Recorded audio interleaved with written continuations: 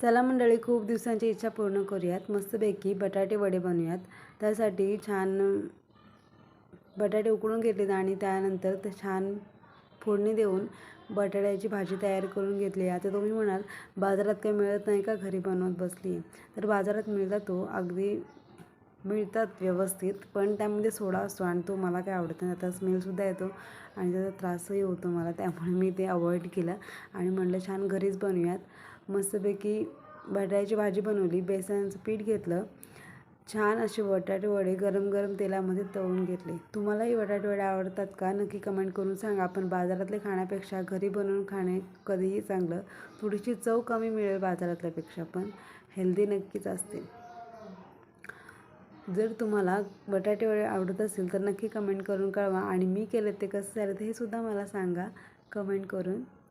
आणि पटापट एन्जॉय करा आणि सबस्क्राईब करायला विसरू नका.